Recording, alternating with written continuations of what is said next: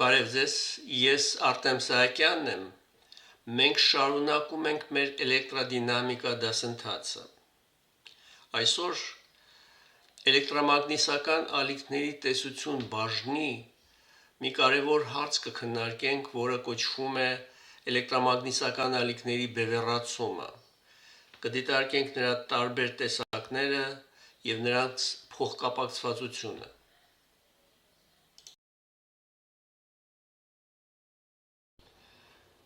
Մեր դասը սկսենք էլեկտրամագնիսական ալիքների բևեռացմանը վերաբերող հիմնական առնչություններից։ Նախ սահմանումը։ Համաձայն IEEE, այսինքն Էլեկտրական եւ էլեկտրոնային ճարտարագիտության ինստիտուտի IEEE ստանդարտ սահմանմանը, էլեկտրամագնիսական ալիքի բևեռացումը որոշվում է որպես էլեկտրական դաշտի վեկտորի ծայրի հետագիծ, որը դիտարկվում է տարածման ուղղությանը ուղղահայաց հարթության մեջ։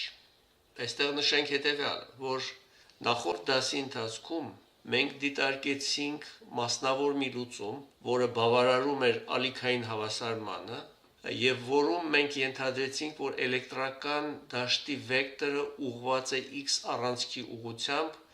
իսկ տարածումը տեղի է ունենում z առանցքի ուղղությամբ, ուստի համաձայն Պոինտինգի թեորեմի մագնիսական դաշտի վեկտորը ուղղված կլինի y առանցքի ուղղությամբ։ Դա մասնավոր մի լուծում էր, որը մենք փորձենք փոքր-ինչ ընդհանրացնել, այսինքն հաշվի առնենք, որ կոորդինատային համակարգը մենք միշտ կարող ենք պտտել z առանցքի շուրջ, այսինքն x-y հարթությունը կարելի է պտտել այնպես, որ էլեկտրական դաշտի վեկտորը կընդունի կամայական դիրք,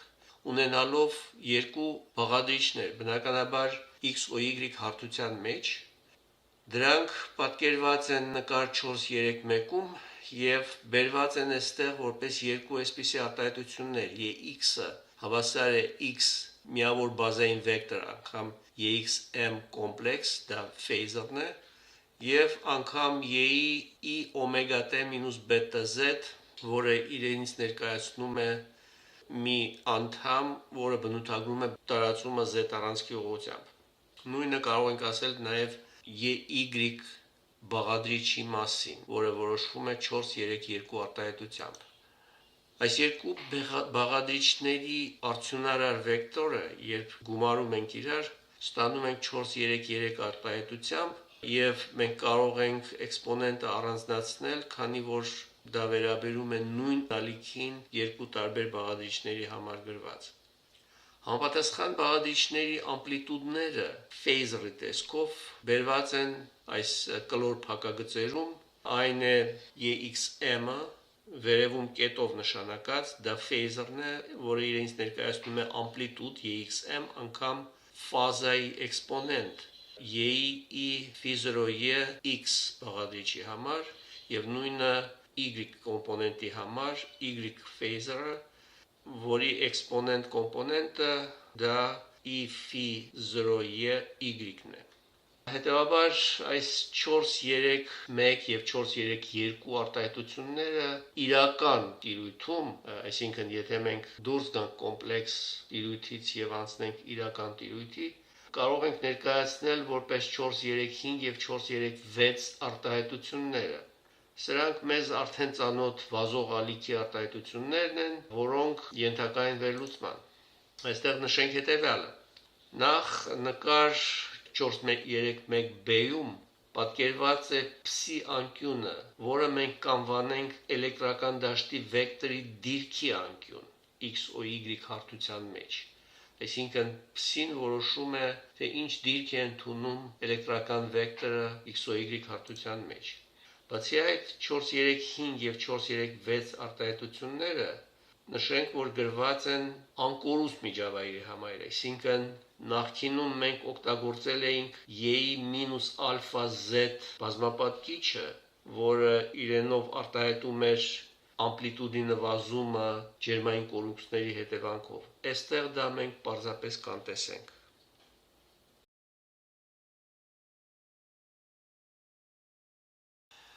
Իսկ այժմ անցնենք էլեկտրամագնիսական ալիքների բևեռացման ձևերի կամ տեսակների դիտարկմանը, փորձենք տալ նրանց գնահատումը եւ դասակարգումը։ Սկզբում դիտարկենք գծային բևեռացումը։ Այստեղ նախքան այս գծային բևեռացման դիտարկման անցնելը դիտարկենք ընդհանուր դեպքը, այսինքն արդյունարար վեկտորի բացարձակ մեծությունը, որը որոշվում է 4-3-7 արտահայտությամբ, եթե արմատի տակ մենք տեղադրենք EX եւ EY արժեքները 4-3-5-ից եւ 4-3-6-ից, ստացվում է 4-3-7 տեսքով։ Ինչպես նաև OX առանցքի հետ կազմած դիրքի անկյունը կարելի է որոշել 4-3-8 բանաձևով։ Դա դժվար չէ տեսնել այս նկար 4-3-1B-ից, քանի որ ψ անկյունը իրենից ներկայացնում է հակադարձ տանգենսը EY-ի եւ EX-ի հարաբերության, եւ տեղադրումներից հետո կստանանք այսպիսի հակադարձ տանգենս, այսպիսի համարիչ եւ հայտարար մեծություններ։ Այժմ անցնենք գծային բևեռացման դիտարկմանը, եւ այստեղ մենք կդիտարկենք երկու առանձին դեպքեր։ Առաջի դեպքում, համարելով էլեկտրական դաշտի բաղադրիչների X եւ Y բաղադրիչների արժեքները կամայական, ընդունենք, որ նրանց սկզբնական փուլերը Φ0e x-ը եւ Φ0e y-ը նույնն են, այսինքն կամ հավասար են իրար, կամ տարբերվում են իրարից 2π արժեքով, ինչպես ցույց է տված այստեղ։ Այս դեպքում, եթե մենք ուզում ենք տեսնել, թե ինչ շարժումներ է կատարում արդյունարար վեկտորը x ու y հարթության մեջ, ապա մենք պիտի դիտարկենք z-ը հավասար 0 եւ այդ դեպքում 4-3-7 արտահայտությունը եւ 4-3-8 արտահայտությունը կարող ենք արտագրել որպես 4-3-9 չէ եւ 4-3-10։ Դժվար չէ տեսնել, որ 4-3-9 ստացվում է, քանի որ այս 4-3-7-ի արմատի տակի կոսինուսները ունեն նույն անկյունը, ուստի կարող են դուրս բերվել արմատի տակից, իսկ 4-3-8 արտահայտության մեջ մենք տեսնում ենք, որ նրանք կարող են կրճատվել եւ հանգեցնել 4-3-10 արտահայտությանը։ Այս 4-3-9 արտահայտության մեջ մենք ընդունել ենք Φ0e սկզբնական փուլը, քանի որ, ինչպես ասացինք, դա նույնն է երկու բաղադրիչների համար։ Եվ ինչպես տեսնում ենք, այդ ψ դիրքի անկյունը անկախ է կոորդինատներից եւ ժամանակից, այն մնում է հաստատուն եւ անփոփոխ։ Հետևաբար եւ վեկտորը կտատանվի միայն մի գծով, ավելի ճիշտ ասած, եթե դիտարկելու լինենք եռաչափ պատկեր, նա կտատանվի մի հարթության մեջ, որը անցնում է OZ առանցքով եւ կազմում է ψ անկյուն XOZ հարթության հետ։ Այստեղ ներքևում աչից պատկերված է X ու Y հարթությունը եւ ցույց է տված էլեկտրական դաշտի տատանումների դինամիկան այս X ու Y հարթության մեջ։ Նշենք, որ Z առանցքը այստեղ ցույց է տված նկարի կենտրոնում եւ այն ուղղված է դիտորդից դեպի պատկերը, այսինքն էլեկտրամագնիսական ալիքը հեռանում է դիտորդից եւ այս փաստը ցույց տալու համար Z առանցքը պատկերված է որպես փոքրիկ մի օղակ մեջը խաչով։ Ինչպես տեսնում ենք, էլեկտրական դաշտի վեկտորը տատանվում է որոշակի ուղիղ գծի երկայնքով։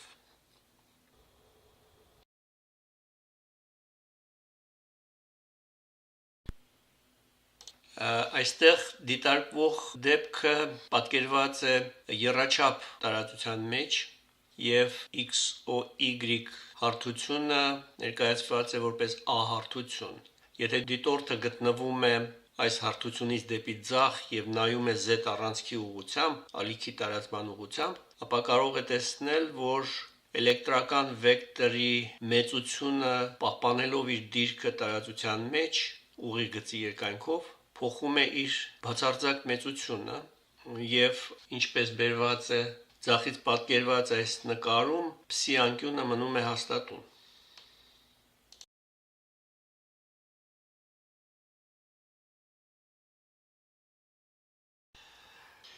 Այժմ անցնենք երկրորդ դեպքին, երբ EX եւ EY բաղադրիչների սկզբնական փուլերը շեղված են 180 աշյանով։ Այսինքն մենք ունենք այն դեպքը, երբ այս երկու տատանումները հակափուլ են, հակաֆազ են։ Եվ դա արտահայտված է այստեղ 2n+1 անգամ π արտահայտությամբ։ Պարզ է, որ n հավասար 0-ի դեպքում մենք ստանում ենք 180 աշճան, n հավասար 1-ի դեպքում ստանում ենք 540 աշճան, n հավասար 3-ի դեպքում 900 աշճան եւ այլն։ Այս դեպքում ունենք, ինչպես ասացինք, հակափուլ տատանումներ եւ դժվար չէ տեսնել, որ 437 եւ 438 արտահայտությունները կստանան հետեւյալ տեսքը x o y հարթության մեջ, երբ z-ը հավասար է 0-ի։ Նրանք ձեռք են բերում 4-3-11 եւ 4-3-12 արտահայտությունները։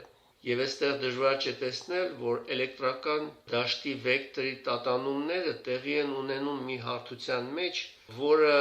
OX առանցքի ուղղությամբ սիմետրիկ է նախորդ դեպքի նկատմամբ, այսինքն տատանումները տեղի են ունենում մի հարթության մեջ, որի դիրքի անկյունը փսին հավասար է -փսի, այսինքն սա նույնպես տատանումները մնում են գծային, շարժվելով այս գծի ուղղությամբ, բայց արդեն թեքված -փսի անկյան տակ։ Եվ ինչպես նախորդ դեպքում, այստեղ էլ ներքևի աջ մասում բերված է այդ տատանումների անիմացիան, տարբերությունը միայն այն է, որ տատանումների այդ ուղղագիծ հետագիծը սիմետրիկորեն արտապատկերված է վերտիկալ առանցքի հանդեպ։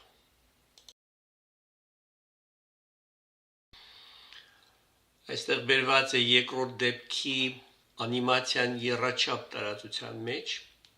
եւ այս գծային բևեռացման դեպքը կրկնում է նախորդ առաջի դեպքի պատկերը, տարբերությունը միայն այն է, որ տատանման հարթությունը սիմետրիկ ձևով արտապատկերված է վերտիկալ առանցքի նկատմամբ։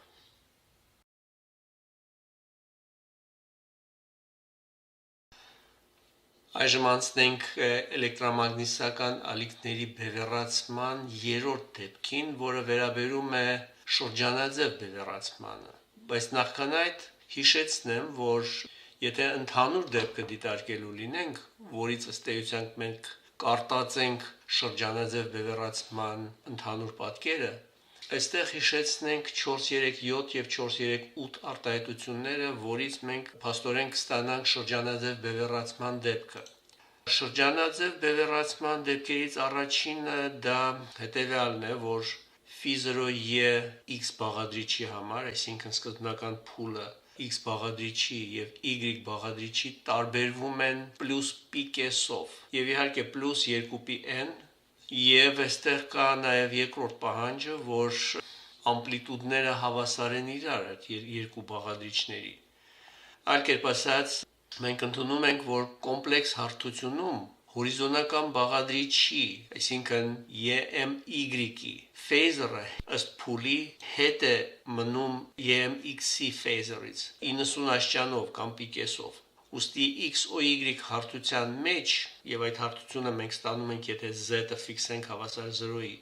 437 եւ 438 արտահայտությունները ձեռք են բերում հետեւյալ տեսքը. 437-ը վերածվում 4-3-13-ի, եւ այստեղ մենք տեսնում ենք, որ արմատի տակ ունենք կոսինուս քառակուսի մի մասը, իսկ մյուս մասը կոսինուս քառակուսի մինուս π կես, որը ըստ էության սինուս քառակուսի է, եւ սրանց ամպլիտուդները հավասար լինելու պայմաններում կոսինուս քառակուսին եւ սինուս քառակուսին տալիս են 1,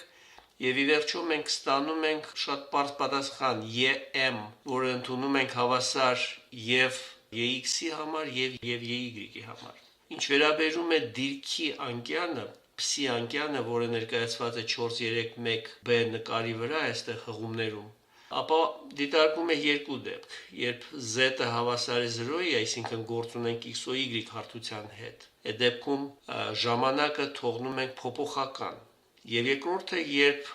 ժամանակն է ֆիքսվում որևէ կոնկրետ կետում, ենթադրենք t-ն հավասար 0-ի, եւ կոորդինատը z-ն է ընդունվում փոփոխական։ Այս 4-3-13-ից մինչև 4-3-15 արտահայտություններից կարող ենք եզրակացնել հետևյալը. արդյունարար եւ վեկտորի մեծությունը մնում է անփոփոխ, այսինքն նա ոչ կոորդինատից է կախված, ոչ էլ ժամանակից։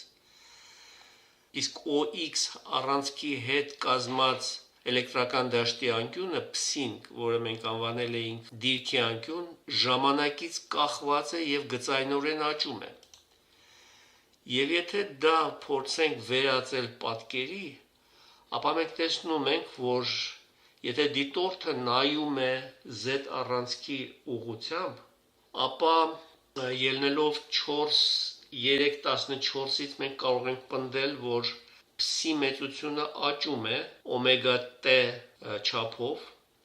եւ x ու y հարթության մեջ, եթե նայելու լինենք, նա պտտվում է ժամսլաքի ուղղությամբ, դա համարվում է դրական պտույտների ուղղություն։ Իսկ ինչ վերաբերում է կոորդինատի կախվածությանը, ապա այստեղ մենք, եթե ասենք այդ պատկերը ֆիքսենք ֆոտոկամերայի օգնությամբ, ապա կստացվի պարուրաձև այսպիսի մի կոր, որը ըստ էության իրենից ներկայացնում է ձախակողմյան պարուրաձև հետագիծ։ Եվ վերջապես նշենք, որ եթե դիտորդը նայում է Z առանցքի երկայնքով, ապա Y վեկտորը կթվա, թե պտտվում է ժամսլաքի ուղղությամբ, այս տեսակի բևեռացումը կոչվում է աջակողմյան շրջանաձև բևեռացում, right hand circular polarization։ Եվ դրա դինամիկ պատկերը երկչափ տարածության մեջ, այսինքն x ու y հարթության մեջ, որը ուղղահայաց է տարածման ուղղությանը, բերված է այս ներքևի աջ անկյունում։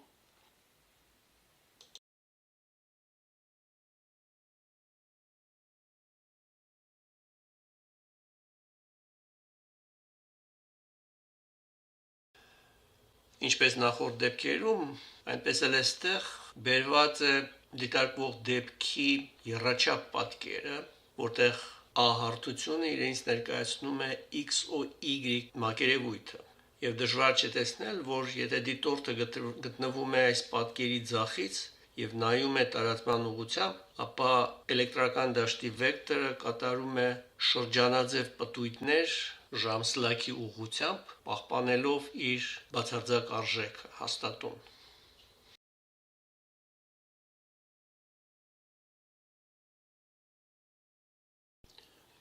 Այժմ անցնելով շրջանաձև բևեռացման էլեկտրամագնիսական ալիքների մյուս դեպքին, նշենք միայն, որ ի տարբերություն արդեն դիտարկված դեպքի, այստեղ x եւ y բաղադրիչների սկզբնական փուլերի միջև տարբերությունը որոշելիս հաշվի առնենք, որ φ0e x բաղադրիչը հավասար է φ0e y բաղադրիչի սկզբնական փուլը մինուս π-կես, ի տարբերություն նախորդ դեպքի, որտեղ մենք ունեինք պլյուս նշանը։ Իսկ սա իր հերթին նշանակում է, որ եթե մենք այս 4-3-8 արտահայտության համարիչում փորձում ենք փոխարինել φ0e y-ը φ0e x-ով, ապա կստացվի φ0e x պլյուս π-կես։ Իսկ դա իր հերթին նշանակում է, որ կոսինուս որոշակի արգումենտ պլյուս π-կեսը վերածվում մինուս սինուս այդ արգումենտի եւ այդ մինուս նշանը հարկավոր է վերագրել ամբողջ այդ կոտորակին։ Ինչ վերաբերում է ամպլիտուդներին, ապա նրանք նույնպես մնում են հավասար իրար եւ այս դեպքում պարզ է, որ էլեկտրական դաշտի վեկտորի արժեքը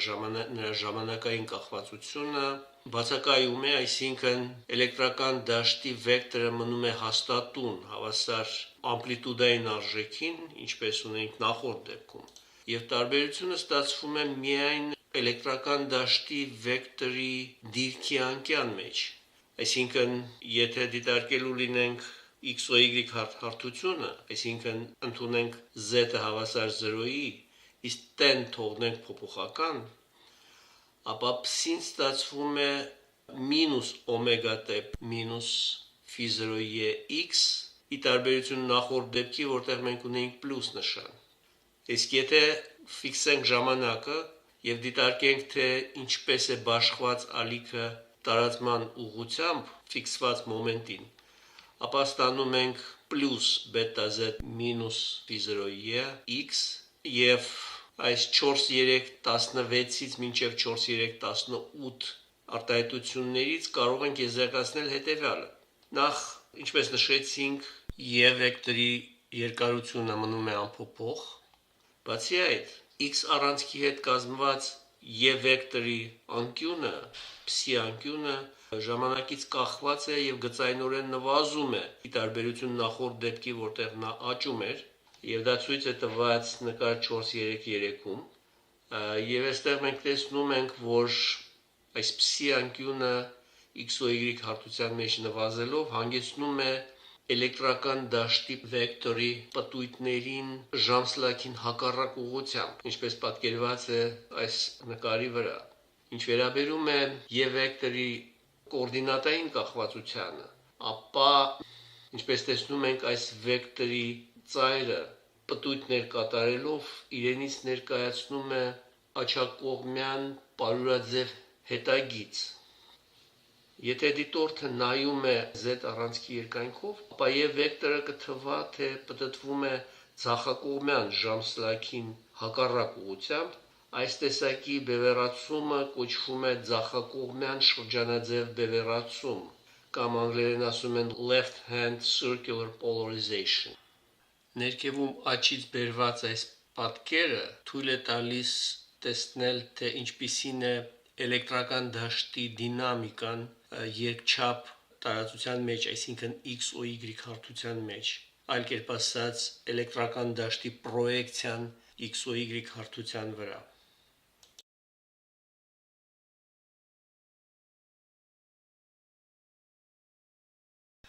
Այստեղ բերված է եռաչափ պատկերը այն դեպքի համար, որը մենք դիտարկում ենք, այսինքն ձախակողմյան շրջանաձև բևեռացված էլեկտրամագնիսական ալիքի համար, իսկ ավելի ճիշտ ասած, ցույց է տալիս այդ ալիքի էլեկտրական դաշտի տարածական դինամիկան։ Նորից կրկնեմ, որ եթե դիտորդը գտնվում է ձախ կողմից, ապա նայելով այս A հարթության վրա, ալիքի տարածման երկայնքով, նա կարող է տեսնել, որ էլեկտրական դաշտի վեկտորը մնալով իր մեծությամբ հաստատուն պտույտ է կատարում ժամսլաքին հակառակ ուղղությամբ եւ այս տիպի բևեռացումը ընդունված է անվանել անգլերեն left hand circular polarization։ Վերջապես կանգ առնենք այստեղ էլեկտրամագնիսական ալիքների այսպես կոչված էլիպտիկ բևեռացման վրա։ Սա մեր քննարկման 5-րդ դեպքն է եւ սա առավել ընդհանուր դեպքն է բոլոր քննարկված դեպքերից։ Այն է էլեկտրական դաշտի EX, EY բաղադրիչների կամայական ամպլիտուդներ եւ կամայական սկզբնական փուլեր ունեցող էլեկտրամագնիսական ալիքների մասին է։ Այստեղ կուզեի նշել, որ ես աշխատում եմ հետևել հայտնի մենագրությանը, որը այստեղ բերված է հղումներում, դա Մաքս Բորնի եւ Էմիլ Վոլֆի օպտիկայի սկզբունքներ մենագրությունն է, որը առավել կոմպակտ տեսքով է հանգեցնում վերջնական պատասխանին։ Նշենք, որ օպտիկական ճառագայթումները կամ օպտիկական էլեկտրամագնիսական ալիքները, ինչպես հայտնի է ընդհանուր ֆիզիկայի դասընթացից, ունեն երկակի բնույթ՝ ալիքային եւ մասնիկային։ Եվ չնայած այն փաստին, որ Մաքս Բորնը լինելով հանճարեղ ֆիզիկոս Նոբելյան մրցանակակիր եւ քվանտային մեխանիկայի հիմնադիրներից մեկը, այստեղ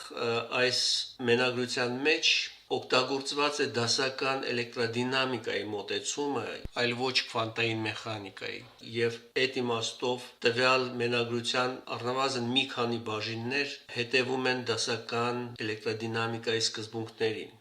Այդ նույն մոտեցումը օգտագործված է նաեւ մեր դասագրքի մեջ, որը նույնպես բերված է այստեղ հղումների բաժնում։ Եվ այսպես, Էլեկտրական դաշտի x եւ y վեկտորները x ու y հարթության մեջ, այսինքն երբ տարածման ուղղությամբ z-ի արժեքը ընդունում ենք հավասար 0-ի, համադրելուց հետո ստացված արդյունարար վեկտորը կարող են պատկերել իրական տեսքով որպես 4,3,19։ Այստեղ մենք հենվել ենք հղումների բաժնում բերված EX, T եւ Z եւ EY, T եւ Z ֆունկցիոնալ կախվածություններից ընդունելով Z-ը հավասար 0-ի եւ եթե խոսքը վերաբերում է տարածական դիրքորոշմանը, հեշտությամբ կարող ենք ներկայացնել դա օգտագործելով X եւ Y առանցքներին համապատասխան միավոր բազային վեկտորները, որոնք նշված են այստեղ X եւ Y տառերով։ Մենք կարող ենք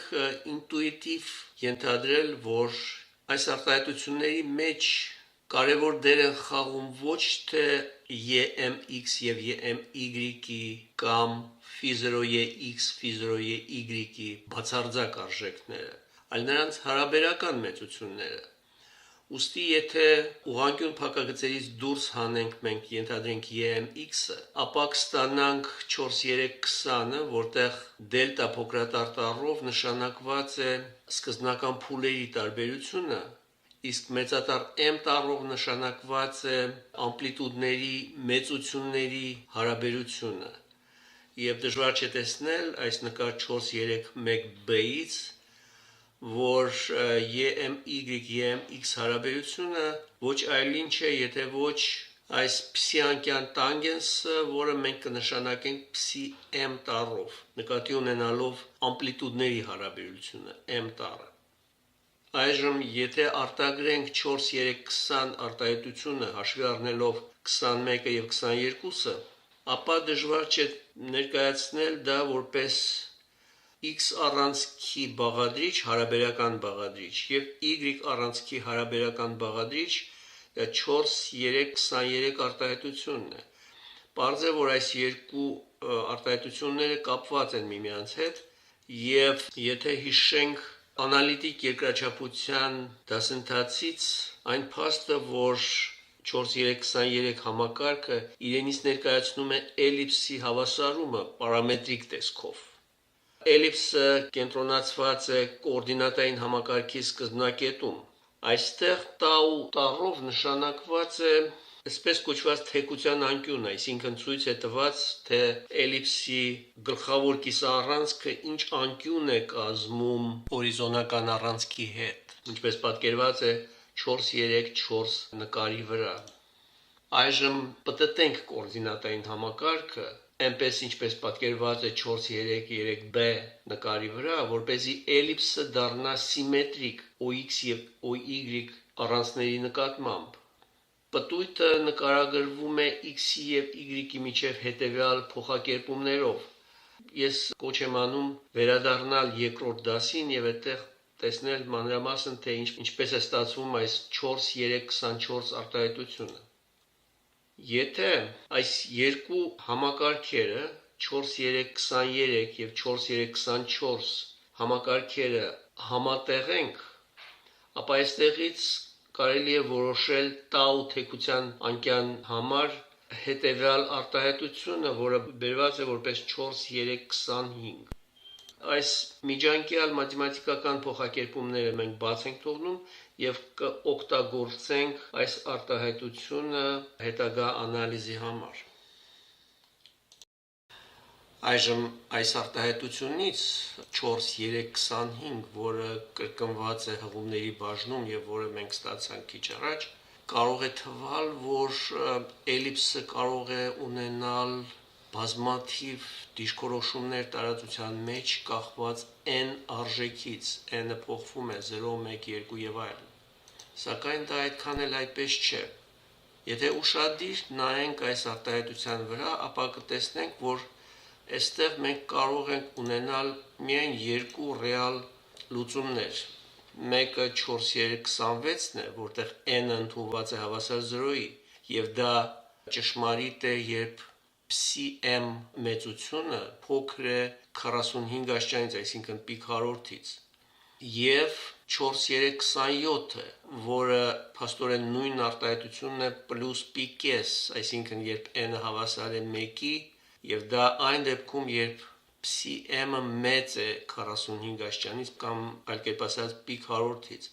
Բանն այն է, որ այս երկու արտահայտությունների մեջ տանգենս 2 psi m-ը դառնում է հավասար անսահմանության, երբ psi m-ը ընդունվում է պիկ 100 արժեք։ Դրանից հետո այդ տանգենսի արժեքը պարբերաբար կրկնվում է, բայց ոչ թե π պարբերությամբ, այլ π-կես պարբերությամբ, եւ դժվար չէ տեսնել, որ n-ը հավասար 0-ի դեպքում, ինչպես պատկերված է 434b նկարում, էլիպսը ընդունում է այն դիրքը, որը ցույց է տրված այս նկարի վրա, ձախից։ Իսկ մնացած բոլոր n-ի արժեքների դեպքերում այն ընդունում է մեկ ուրիշ դիրք, որը ցույց է տված այլ նույն 434b նկարի վրա աջ կողմից, եւ ըստ էության բոլոր այդ էլիպսները վերենացվում մի էլիպսի եւ իմաստ չունի այլևս դիտարկել n-ի տարբեր արժեքները։ Միայն երկուսն են, որ կիրառելի են պրակտիկ նպատակների համար։ Այսինքն հիմք ենք ընդունում 4.326-ը եւ 4.327-ը 4.325-ի փոխարեն։ M եւ tau արժեքները, որոնք որոշվում են 4.321, 26 եւ 27 արտահայտություններից, միանշանակ որոշում են բևեռացման էլիպսի ձևը եւ տարածական կողմնորոշումը։ Սակայն գործնական կիրառումներում հաճախ օգտագործվում է մեկ այլ պարամետր, որը բնութագրում է բևեռացման էլիպսի ձևը եւ կոչվում է էլիպտիկ բևեռացման առանցքների հարաբերություն, անգլերեն axial ratio, եւ այդ axial ratio հարաբերությունը իրենից ներկայացնում է էլիպսի կիսաառանցքների հարաբերությունը, դա շատ հարմար է պրակտիկ կիրառումների համար, կամ եթե դա արտահայտենք լոգարիթմական մասշտաբով, ապա axial ratio դեցիբելներով արտահայտված ընդունում են 20 անգամ լոգարիթմ այս հարաբերության բացարձակ արժեքը։ Դա մեր 4.328 արտահայտությունն է։ Սրան փոխարեն սրա հետ անմիջապես կապված է այսպես կոչված էլիպսության անկյունը, անգլերեն ասում են angle of ellipticity, եւ այդ անկյունը ցույց է տված 4.3.5 նկարում։ Ինչպես տեսնում ենք, էլիպսի պտույտը կատարելուց հետո այն իրենից ներկայացնում է այն անկյունը, որը կազմված է x առանցքի հետ, եթե մենք a եւ b կողմեր ունեցող ուղղանկյան անկյունագիծը դիտարկենք x առանցքի նկատմամբ։ Պարզ է, որ այստեղից կարող ենք որոշել էլիպսության անկյունը ε-ն որպես հակադարձ տանգենս անբաժանած b-ի։ Այսինքն ըստ էության այս անկյունը իրենից ներկայացնում է հակադարձ տանգենս առանցքների հարաբերության։ Դա 4.329 արտահայտությունն է։ Էլիպսության անկյան արտահայտությունը ստացվում է որպես 4.330 եւ 4.331։ Սրանց դուրս բերումները բերված են մեր դասագրքի մեջ եւ այստեղ մենք դա բաց կթողնենք, որտեղ ալիքների բևեռացման ֆիզիկան հասկանալու համար այդ մաթեմատիկական փոխակերպումները անհրաժեշտություն չեն ներկայացնում։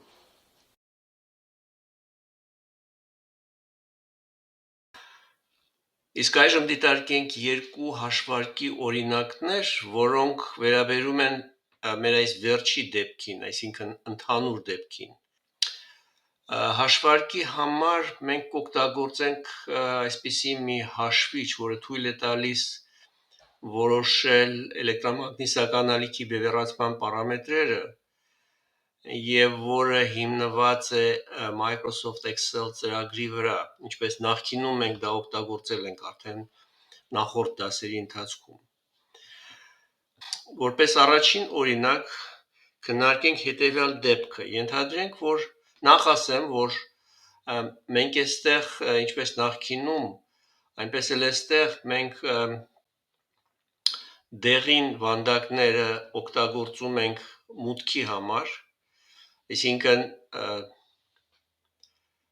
տանգենս փսին, որը իրենից ներկայացնում է EY-M-ի հարաբերությունը EX-M-ին, ընդունենք հավասար 1.5 եւ դելտայի արժեքը, այսինքն EX եւ EY բաղադրիչների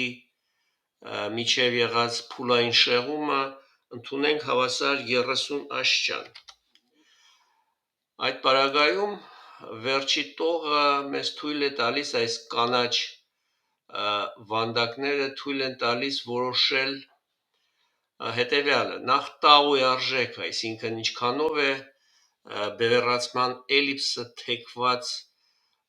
x առանցքի նկատմամբ, քանի աշճանով է թեքված, այս դեպքում մենք ստանում ենք ուրեմն 57.8 աստիճան թեքվածություն, եւ բացի այդ մենք ունենք նաեւ էպսիլոնի արժեքը, որը էպսիլոն y-ի արժեքը, որը իրենից ներկայացնում է էլիպսացման աստիճանը, այն ստացվել է հավասար -13.74 Նշեմ, որ մինուս նշանը նշանակում է, որ մենք գործ ունենք ձախակողմյան էլիպտիկ բևեռացման հետ, այսինքն այստեղ դուք տեսնում եք վերջի վանդակում LHEP, այսինքն left hand elliptical polarization, եւ վերջապես AR-ը, որը իրենից ներկայացնում է, անգլերեն ասում են axial ratio, եւ այն իրենից ներկայացնում է կիսառանցքների հարաբերությունը, այն նույնպես բացասական է ստացվում, երբ ձախակողմյան բևեռականություն ունենք, եւ բոլոր այս հաշվարկները հիմնված են այն բանաձևերի վրա, որոնք մենք քիչ առաջ ստացանք, հիշենք այս տվյալները եւ այժմ քննարկենք երկրորդ դեպքը, այսինքն երբ տանգենս փսի m-ը, այսինքն EY ամպլիտուդի հարաբերությունը EX ամպլիտուդին ընդունենք հավասար 0.5 եւ դելտայի արժեքը, այսինքն փուլային շեղումը էլեկտրական դաշտի բաղադրիչների տատանումների միջև, որը արտահայտված է այստեղ այս phi0y մինուս phi0yx արտահայտությամբ, մենք կընդունենք հավասար -60։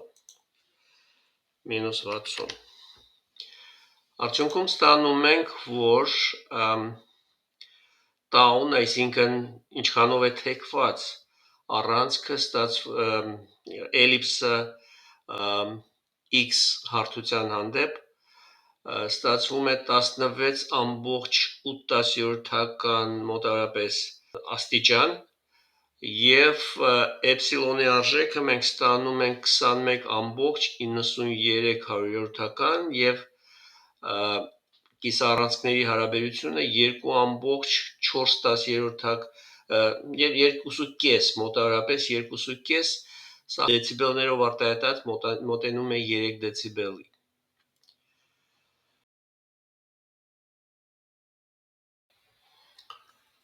Այժմ փորձենք տեսնել, թե ինչպես կարելի է գոնե մոտավորապես հաստատել այն հաշվարկի տվյալները, որոնք մենք կատարեցինք Excel հաշվիչի օգնությամբ։ Մենք կօգտվենք այս ինտերակտիվ ծրագրից, որը մենք նախկինում օգտագործել էինք նախորդ դասերում, դրա մոդուլ 7.4-ն է, որը նվիրված է էլեկտրամագնիսական ալիքների բևեռացման խնդիրներին։ Նախ այստեղ տեսնում ենք, որ մենք ունենք մի ալիք A եւ B հարթությունների միջև, այսինքն այդ հարթությունները տարանջատված են մեկ ալիքի երկարությամբ, փորձենք փոխել այն եւ դարձնել 4 ալիք, որպեսզի ավելի պատկերավոր լինի մեր այս նկարը։ Բացի այդ, այստեղ մենք կանջատենք y, yx կոմպոնենտները, բաղադրիչները եւ կթողնենք միայն արդյունարար y-total բաղադրիչը, որից հետո կանցնենք մեր կոնկրետ օրինակներին։ Օրինակ 1-ում մենք ունեինք m-ի արժեքը ընտրել էինք հավասար 1.5-ի, իսկ դա նշանակում է, որ մենք yx-ը կարող ենք տեղադրել մոտավորապես 0.7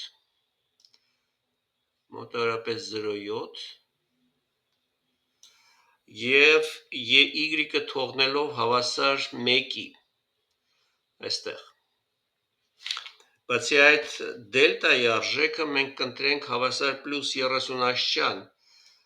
ինչպես որ մենք արել էինք մեր Microsoft հաշվիչը օգտագործելիս։ Մոտավորապես 30 աշճան։ Եվ ինչպես տեսնում ենք, ստացված է էլիպսաձև այսպիսի մի պարույր, եւ եթե միացնենք start կոճակը, մենք կարող ենք տեսնել, թե ինչ է այստեղ կատարվում։ Նախ դիտարկենք, թե ինչպիսին են ստացվում y դաշտի պրոյեկցիան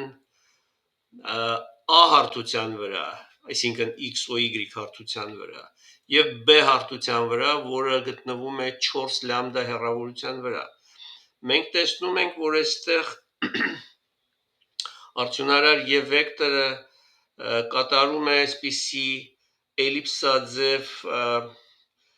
հետագիծ, նրա ծայրը էլիպսաձև հետագծով շարժվում է։ Ես այստեղ կուզեի միայն ուշադրություն դարձնել այն փաստին, որ տվյալ ծրագրում y առանցքը ուղղված է աճից դեպի ձախ։ Մեր հաշվարկներում մենք դա արել ենք ձախից դեպի աճ, ուստի եթե տվյալ պատկերի վրա y դաշտը կատարում է շարժումներ ժամսլաքի ուղղությամբ, ապա իրականության մեջ, եթե մենք ընդունենք IEEE ստանդարտ ձևակերպումները, ապա նա պտույտները կկատարի ժամսլաքի հակառակ ուղղությամբ։ Բացի այդ, այստեղ նկատում ենք, որ մեր տաուի արժեքը, այսինքն էլիպսի թեքությունը x առանցքի նկատմամբ 57.8 էինք ստացել մենք հաշվիչի օգնությամբ, այստեղ մենք կփորձենք տեսնել, թե ինչպիսին է ստացվում իրականության մեջ։ Մենք տեսնում ենք, որ եթե կանգնացնում ենք այս պատկերը, այս անկյունը x առանցքի հետ մոտավորապես, իհարկե շատ կոպիտ, 50-50-50-ից մի քիչ ավել արժեք ունի, սակայն այստեղ նա ցույց է տված բացասական արժեքով։ Իրականում, եթե շրջենք y առանցքը, նա կստանա դրական արժեք եւ ուղղված կլինի այս ուղղությամբ։ Բացի այդ, axial ratio-ն, այսինքն կիսառանցքների հարաբերությունը, եթե շարունակենք սիմուլյացիան, մենք կարող ենք տեսնել, որ մեծ կիսառանցքը մոտավորապես 4 անգամ ավել է, քան փոքր կիսառանցքը, այսինքն axial ratio-ն ստացվում է հավասար 4:1-ի, մոտավորապես նույնը, ինչ մենք ենք ստացել, եւ ըստ այնմ, եթե ելնենք axial ratio-ի արժեքից, դժվար չի հաշվարկել նաեւ էլիպսության անկյունը ε-ն, որը մեզ մոտ ստացվել է 13.74 աստիճան։ Նշենք, որ մեր հաշվարկներում acceleration ստացվել է, ինչպես acceleration, անպես էլ epsilon-ն ստացվել էին բացասական, իսկ դա նշանակում է, որ մենք գործ ունենք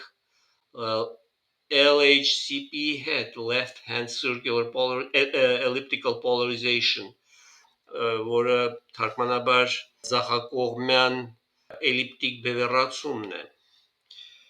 Կարճ ասած, մեր բոլոր տվյալները համարյա միարժեք առնվազն վիզուալ չափով համընկնում են այն պատկերի հետ, որը մենք ստացել ենք այստեղ։ Նշենք նաև մի ուրիշ կարևոր հանգամանք,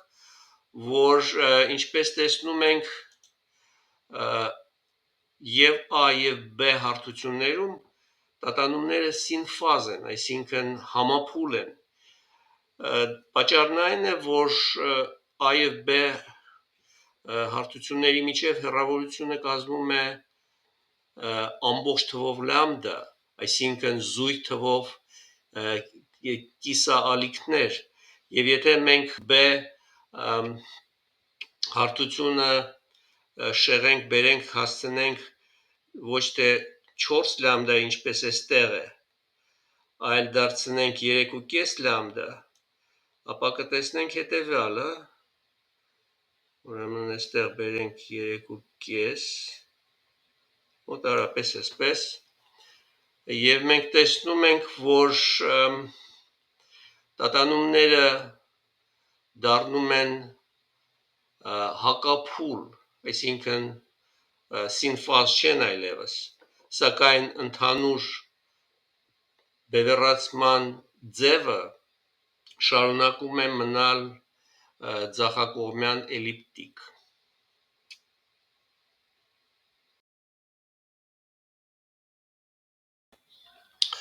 Իսկ այժմ անցնենք մեր երկրորդ օրինակի քննարկմանը եւ տեսնենք, թե ինչքանով է սրա ստացված վերջնական արդյունքները համընկնում մեր Excel հաշվիչի ելքային տվյալների հետ։ Մասնավորապես, ինչպես նախորդ օրինակում նույնն էլ այստեղ մենք ընդունենք ալիքների քանակը A եւ B հարթությունների միջև հավասար 4-ի, այստեղ մենք կանջատենք EX, EY բաղադրիչները եւ կթողնենք միայն արդյունարար էլեկտրական դաշտի վեկտորի պատկերը։ Բացի այդ, այստեղ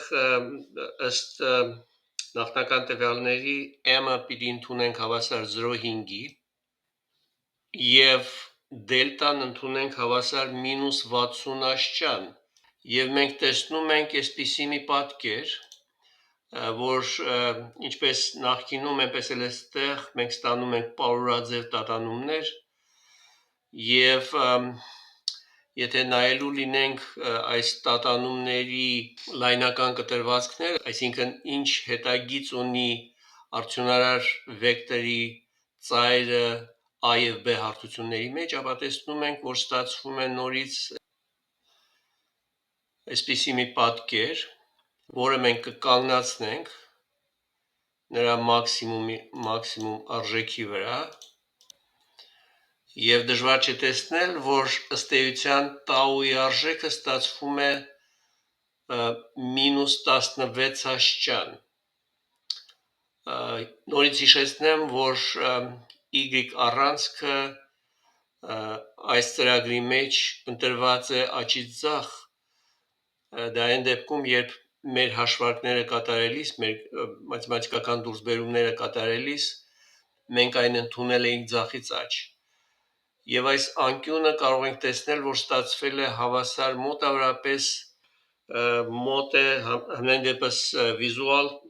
իմաստով մոտ է -20 աշճանի կամ -15 աշճանի,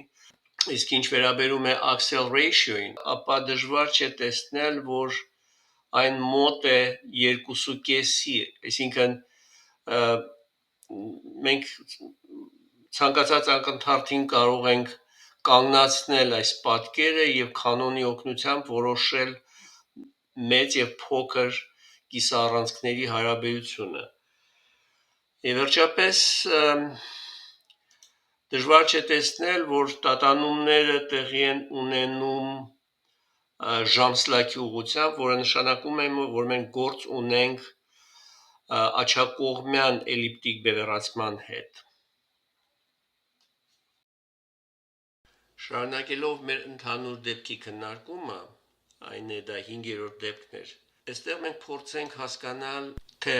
արդյոք կամայական բևեռացված էլեկտրամագնիսական ալիքը հնարավոր է բաժանել երկու փոխօրթոգոնալ շրջանաձև բևեռացված ալիքների վերադրումով։ Նախ նշեմ, որ մինչ այժմ մենք ենթադրել ենք, որ կամայականորեն բևեռացված էլեկտրամագնիսական ալիքի եւ վեկտորը կարող է բաժանվել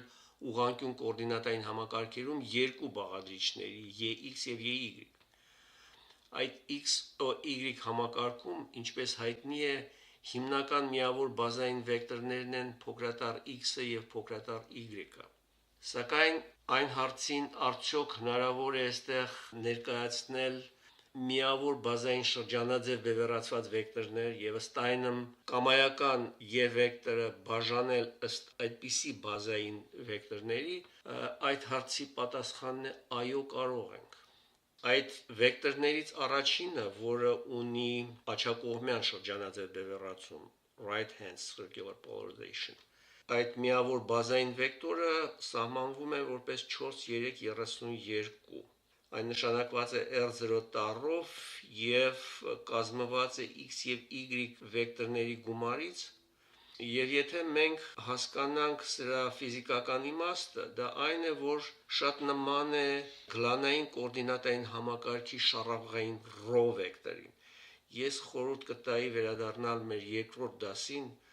եւ մի փոքր թարմացնել ձեր հիշողությունները գլանային կոորդինատային համակարգի մասին։ Այդտեղ մենք ունեինք, եթե հիշում եք, 3 վեկտորներ, մեկը ρ վեկտորն էր, մյուսը φ վեկտորն էր եւ երրորդը z վեկտորն էր։ Այստեղ խոսքը վերաբերում է R0 վեկտորին, որը համարժեք է ρ վեկտորին։ Տարբերությունը այն է, որ եթե ρ վեկտորը կազմված էր X եւ Y վեկտորների գումարից, եթե փոխակերպելու լինենք ուղղանկյուն համակարգը գլանայինի, ապա տվյալ դեպքում այստեղ կլոր փակագծերում ավելանում է նաև էքսպոնենցիալ մի բաղադրիչ e-e⁻. Դա թույլ է տալիս R0 վեկտորը շեղել 45 աստիճանով դեպի ներքև, իսկ մյուս վեկտորը, որը կոչվում է ձախակողմյան շրջանաձև բևեռացված, սրա կլոր փակագծերում մենք ունենք նույն էքսպոնենցիալ բաղադրիչը պլյուս նշանով։ Տարբերությունն այն է, որ եւ R0 եւ L0 վեկտորները երկուսն էլ հիշեցնում են ρ վեկտորին։ Սակայն պարզ է մի բան, որ եթե ρ վեկտորը իրական վեկտոր էր, ապա R0 եւ L0 վեկտորները կոմպլեքս վեկտորներ են, այսինքն նրանք պատկերվում են եւ իրական հարթության մեջ եւ կոմպլեքս հարթության մեջ։ Այստեղ դժվար չէ համոզվել, որ այս միավոր վեկտորների զույգը ունի 3 հատ այսպիսի հատկություն։ Առաջինն այն է, որ նրանց մոդուլը հավասար է 1-ի։ Եթե մենք հաշվարկելու լինենք սրանց մոդուլը եւ իրական հարթության մեջ եւ կոմպլեքս հարթության մեջ, դժվար չէ տեսնել, որ այն հավասար է 1-ի։ Երկրորդ հարթությունն այն է, որ այս երկու վեկտորներից յուրաքանչյուրը ինքն իրենով բազմապատկելիս, նկատի ունեմ սկալար արտադրյալը, արդյունքը տալիս է 1։ Նկատենք միայն, որ բազմապատկում ասելով մենք նկատի ունենք R0-ի արտադրյալը R0 աստղանիշով։ Սա կոմպլեքս համալուծ վեկտորն է կամ լուծորդն է, եւ մենք նախկինում առիթ ունեցել ենք կոմպլեքս վեկտորների հետ գործ ունենալը, երբ քննարկում էինք պոինտինգի վեկտորի ֆիզիկական էությունը։ Բանն այն է, որ եթե ուզում ենք գտնել այս արտադրյալը որպես կոնկրետ իրական թիվ, ապա կոմպլեքս թիվը ինքը իրենով բազմապատկելով նշանակում է բազմապատկել լուծորդով։ Եվ վերջապես երրորդ հատկությունն այն է, որ R0, L0 սկալար արտադրյալները հավասար են 0-ի, դա նշանակում է, որ նրանք փոխուղղահայաց են։ Նորից կրկնենք, որ այս 4,3,34, 4,3,36 արտահայտությունները թույլ են տալիս եզրակացնել, որ R0 եւ L0 վեկտորները միավոր են, փոխուղղահայաց են եւ իրական եւ կոմպլեքս հարթությունների մեջ եւ կարող են ծառայել որպես բազային վեկտորներ կամայական էլիպտիկ բևեռացում ունեցող Ե դաշտի երկու փոխհակադարձ շրջանաձև բևեռացված ալիքների գումարի տեսքով։ Նկատի ունենանք, որ թե x եւ y միավոր բազային վեկտորները եւ թե r0 եւ l0 վեկտորները չեն պտտվում իրական հարթության մեջ։ Բանն այն է, որ դրանք պարզապես ազդում են արդյունարար Ե դաշտի բաղադրիչների կոմպլեքս ամպլիտուդների վրա միայն։ Պտույտը, եթե հիշում եք, տարածվող ալիքի արտահայտությունից իրականացվում է այդ կոմպլեքս ամպլիտուդը բազմապատկելով կոսինուս օմեգա t-ով կամ բազմապատկելով e օմեգա t-ով եւ այդտեղ ավելանում էր φ0 բաղադրիչը, նրա սկզբնական փուլը, եւ եթե մենք ունենք երկու այդպիսի էլեկտրական վեկտորների գումար, ապա φ0-ների տարբերության հաշվին գոյանում է պտույտի այդ երևույթը։ Հաշվի առնելով վերնշվածը կարող ենք գրել կամայական բևեռացում ունեցող էլեկտրամագնիսական ալիքի Ե դաշտի ֆեյզերի արտահայտությունը որպես հակառակ ուղղությունների շրջանաձև բևեռացում ունեցող երկու բաղադրիչների գումարի տեսքով։ Այն է EM կոմպլեքս վեկտորը հավասար է ERM phasor անգամ R0 միավոր վեկտոր պլյուս ELM կոմպլեքս ամպլիտուդ, այսինքն phasor L0 միավոր վեկտորը եւ դա ցույց է տված 4-3-37 արտահայտությամբ։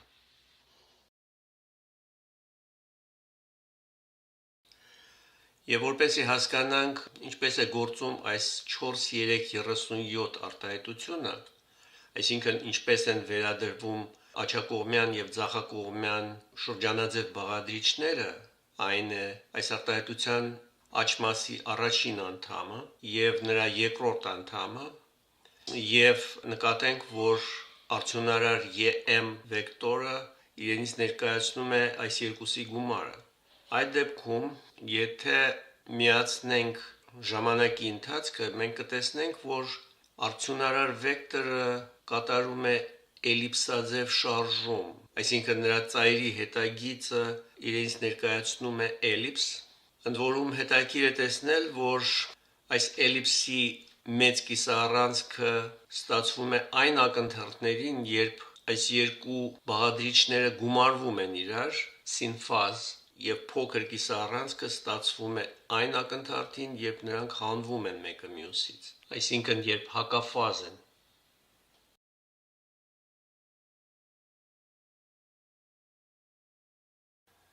Քիչ առաջ մենք տեսանք, թե ինչպես է փոխադրվում կամայական բևեռացված էլեկտրամագնիսական ալիքը, որը ունի էլիպտիկ բևեռացում, ինչպես է այն փոխադրվում կամ բաժանվում երկու օրտոգոնալ լայն իմաստով շրջանաձև բևեռացման ալիքների, եւ դա մենք տեսանք գրաֆիկական պատկերումներով։ Այժմ փորձենք կատարել որոշ անալիտիկ դիտարկումներ եւ այդ նպատակով կամայական էլիպտիկ բևեռացված ալիքի բաժանման դիտարկվող դեպքի համար այս ալիքի շրջանաձև բևեռացում ունեցող բաղադրիչները կարող են ներկայացվել հետեւյալ կոմպլեքս տեսքով։ Այստեղ նրանք պատկերված են 4-3-38 A եւ B բանաձևերով։ Այժմ եթե մենք այս արտահայտությունները տեղադրենք 4-3-37-ի մեջ եւ փորձենք դուրս բերել ELM-ը եւ դրանով ուղղանկյուն փակագծերում մենք ստանանք ըստ էության այդ երկու շրջանաձև բևեռացված ալիքների ամպլիտուդների հարաբերությունը կոմպլեքս տեսքով, որը ներկայացված է որպես K հավասար ERM բաժանած ELM, ERM-ը դա աջակողմյան շրջանաձև բևեռացված ալիքի ամպլիտուդն է, ELM-ը ձախակողմյանը։ Իսկ հիմա մենք փորձենք դա համեմատել նախկինում դիտարկված բաժանման հետ, որտեղ մենք բաժանումը իրականացրել էինք ըստ x եւ y միավոր վեկտորների, այսինքն այստեղ առաջին անդամը իրենից ներկայացնում է գծային բևեռացված x բաղադրիչը, երկրորդ անդամը իրենից ներկայացնում է գծային բևեռացված y բաղադրիչը։ Եվ այն պատկերված է այստեղ 4-3-20 արտահայտության մեջ M գործակցի օգնությամբ, որը իրենից ներկայացնում է ընդհանուր դեպքում կոմպլեքս մեծություն եւ հավասար է M անգամ E-ի դելտա արժեքին, որտեղ դելտան իրենից ներկայացնում է, նորից հիշեցնեմ, այդ երկու բաղադրիչների սկզբնական փուլերի տարբերությունը։ Փաստորեն խոսքը մի դեպքում վերաբերում է ուղղանկյուն կոորդինատային համակարգին, իսկ մյուս դեպքում գլանաձև կոորդինատային համակարգին։ Ըստ էության գլանաձև կոորդինատային համակարգում R0 եւ L0 միավոր վեկտորները համարժեք են այդ համակարգի շառավղային միավոր ρ բազային վեկտորին։ Տարբերությունն այն է, որ այս միավոր վեկտորները ունեն կոմպլեքս բնույթ։ Այժմ M-ի եւ K-ի միջև կապը գտնելու համար նախ տեղադրենք այս երկու արտահայտությունները 4-3-32 եւ 33-ը 4-3-39-ի մեջ, որպեսզի այն բերենք նույն տեսքի, ինչ 4-3-20 արտահայտությունն է, որը կախված լինի x եւ y միավոր բազային վեկտորների հետ, այլ ոչ r եւ m։ Արդյունքում մենք ստանում ենք 4-3-40 արտահայտությունը, որը եթե հաշվի առնենք, որ y-ի մինուս EP աշճանը հավասար է +1-ի, ինչպես նաև կատարելով որոշ պարզ հանրահաշվական ձևափոխություններ եւ խմբավորումներ, կարող ենք ստանալ 4-3-40b արտահայտությունը։ Եվ եթե նկատի ունենանք, որ այս 4-3-40b-ն եւ 4-3-20a արտահայտությունները ըստ էության նույն բանն են, ապա հավասարեցնելով նրանց այս ուղղանկյուն փակագծերի արտահայտությունները, մենք ի վերջո որոշ ձևափոխություններից հետո կարող ենք m-ը արտահայտել k-ի օգնությամբ։ Ես սա անվանել եմ inverse transform, այսինքն հակադարձ փոխակերպում, քանի որ խոսքը վերաբերում է k-ից m-ի անցնելու process-ին։ Եվ այս հակադարձ փոխակերպումը թույլ է տալիս ստանալ գծային բևեռացման բաղադրիչների միջև հարաբերական ամպլիտուդները եւ փուլային շեղումները k-ի հայտնի արժեքների դեպքում։ Եվ մենք ունենք նաև ուղիղ փոխակերպում, դա դժվար չէ ստանալ նախորդ արտահայտությունից, եթե մենք լուծենք այս արտահայտությունը ըստ k-ի արժեքի, եւ մենք ստանում ենք e-m բաժանած e+m արտահայտությունը, որը ըստ էության կոմպլեքս մեծություն է եւ իր մեջ է պարունակում շրջանաձև բևեռացված բաղադրիչների ամպլիտուդների բացարձակ արժեքների հարաբերությունը եւ պարունակում է նաև խի անկյունը, որը այդ երկու բաղադրիչների միջև սկզբնական փուլերի տարբերությունն է։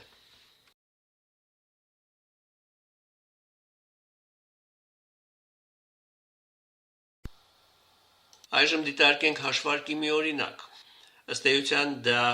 արդեն քիչ առաջ դիտարկված օրինակ 2-ի շարունակությունն է։ Օրինակ 2-ում մենք ունեինք ընդհանուր դեպքի էլիպտիկ բևեռացված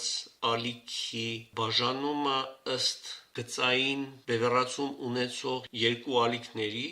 ունենալով m-ի արժեքը, որը հավասար էր 0.5 եւ դելտայի արժեքը, որը հավասար էր -60 աշճանի։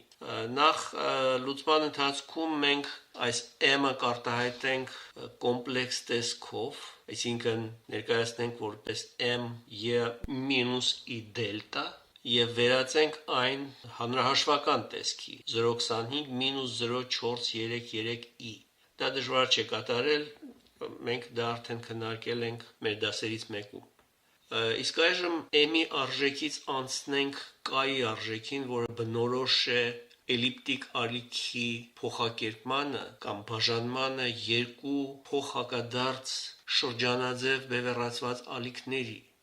Այստեղ մենք օգտվում ենք 4-3-41 արտահայտությունից եւ եթե m-ի արժեքը տեղադրենք սրա մեջ, որոշ փոխակերպումներից եւ պարզեցումներից հետո ստանում ենք k-ի համար 1.95 + 1.3i, որը եթե վերածվի հետ նորից էքսպոնենցիալ տեսքի, ապա մենք կստանանք նրա բացարձակ արժեքը 2.35 եւ խի արժեքը, որը իրենից ներկայացնում է այդ երկու փոխհակադարձ շրջանային բևեռացում ունեցող ալիքների միջև եղած սկզբնական փուլերի տարբերությանը։ Եվ սրանից հետո մենք կարող ենք անել հետևյալ եզրակացությունը, քանի որ կան հավասար է ERM բաժանած ELM,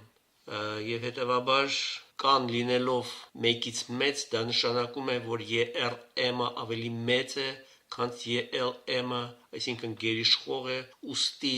արդյունարար ալիքի բևեռացման տեսքը կլինի RHEP, այսինքն աջակողմյան էլիպտիկ բևեռացում։ Երկրորդ եզրակացությունը հետևյալն է, որ կիսառանցքների հարաբերությունը հավասար է 2.35 Դա մենք ստացել էինք նախորդ օրինակում, որպես 2.48 Արդյունքները բավականին մոտ են իրար, հաշվի առնենք, որ այստեղ որոշ մոտարկումներ են օգտագործված։ Եվ վերջապես էլիպսության անկյունը որոշվում է այս 4.329 արտահայտությամբ եւ նա ստացվում է հավասար 0.403 ռադիան, որը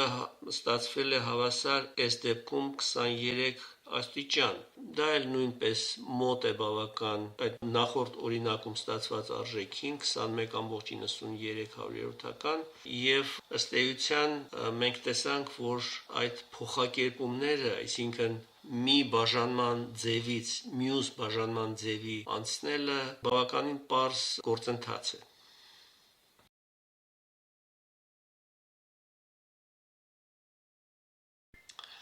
Սրանով մենք ավարտում ենք մեր այս 16-րդ դասը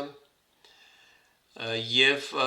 կուզեի նախքան ավարտելը շատ հակիրճ մեկնաբանություններ անել, այն է էլեկտրամագնիսական ալիքի բևեռացումը չափազանց կարևոր է տարբեր կիրառումների իմաստով։ Նախ եւ առաջ դուք կտեսնեք դա հաջորդ դասի ընթացքում, որը նվիրված կլինի էլեկտրամագնիսական ալիքների անդրադարձմանը եւ բեկմանը երկու միջավայրերի սահմանից, եւ այդտեղ դուք կհամոզվեք, թե ինչքան կարեւոր է իմանալ ինչ բևեռականություն ունի էլեկտրամագնիսական ալիքը, որտեղ նրանից էապես կախված է եւ անդրադարձման գործակիցը եւ բեկման գործակիցը։ Բացի այդ, մենք հետագայում շատ առիթներ կունենանք վերհիշել բևեռացումը, երբ դիտարկելու լինենք ռադարային կիրառումները կամ կիրառումները անտենաների տեսության մեջ կամ ռադիոալիքների տարածման տեսության մեջ։ Բացի այդ, կուզեի նշել, որ կային որոշ բաժիններ կամ կային որոշ հարցեր նվիրված էլեկտրամագնիսական ալիքների բևեռացմանը, որոնք ես չներմուծեցի, չընդգրկեցի այսօրվան մեր դասի ընթացքում։ Դրանցից են օրինակ Ստոքսի պարամետրերը եւ դրա հետ կապված Պուանկարեի սֆերայի գաղափարը, որոնք չափազանց հետաքրքիր են եւ չափազանց պատկերավոր էլեկտրամագնիսական ալիքի բևեռացումը հասկանալու եւ գտնելու համար։ Եվ ես հույսով եմ, որ դուք ժամանակ կունենաք եւ ցանկություն կունենաք ձեզ ժամանակը տրամադրել ինքնուրույն ուսումնասիրեք այլ հարցը։ Ի վերջո ես կուզենայի շնորհակալություն հայտնել բոլոր նրանց, ովքեր այս դասին մասնակցեցին, խնդրել չմոռանալ սեղմել լայք կոճակը, ինչպես նաև բաժանորդագրվել եւ եթե հավանում եք այս դասը եւ առհասարակ այս ամբողջ դասընթացը, այդ ճանապարհով դուք կարող եք եւ նպաստել այս YouTube-յան ալիքի տարածմանը եւ միաժամանակ դուք զգուշացումներ կստանաք հաջորդ դասերի մասին։ Հաջողություն եմ ցանկանում բոլորիդ, ցտեսություն։